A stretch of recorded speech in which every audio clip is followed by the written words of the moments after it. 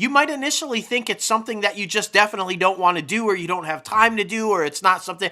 And then when you think about it, it actually is something that you would enjoy doing or make time for if you can. And so to so quickly say no, to try to I'm going to stick to my boundaries, or to so quickly say yes, you can get yourself in trouble both ways that way. It's all about processing, taking the time. This is something I really want to do, but I'm going to hold true to saying no just because I'm learning to say no. That's ridiculous. If it's something that you really want to do and you feel like after thinking about it, you can make time to do it or want to shift things around to do it, great. If it's something that you want to do, but you just can't make it happen, then it's okay to say no then and say, great, right? But I think far too often, like you said, we just dive in. I can't.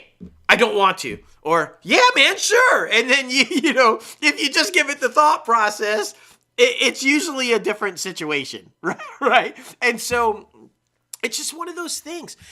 And I think the key to successfully being able to know when to say yes and no in your life is communication, open communication.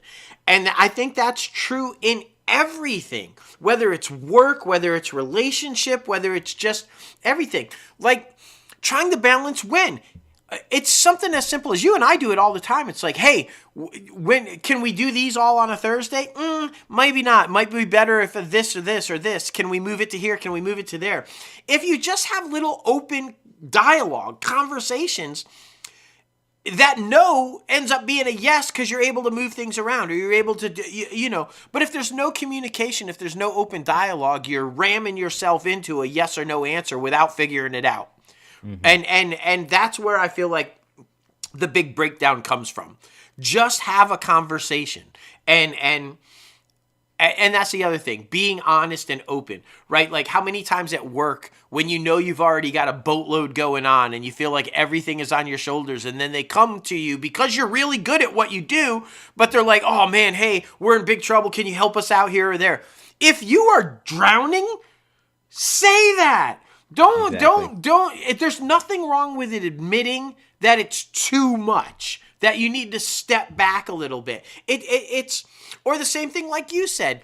If your spouse is going out, headed to a party, and you've had a rough week at work, and you just need some alone time playing some video games and just loving up on the pup.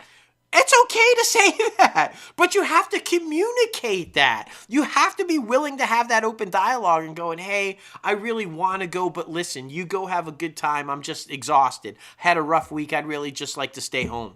There's nothing wrong with that. So just think about that.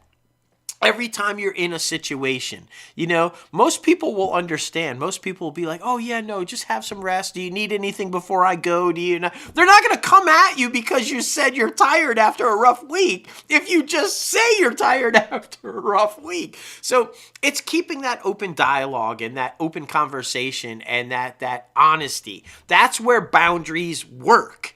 And it's being honest about why you've set the boundary or why you need this particular space. And I feel like if you always approach it that way, you're always going to be successful. And the people will always be right there with you because they're wanting that same respect and that same honesty and that same open dialogue as well. So I feel like that's the safe approach to it.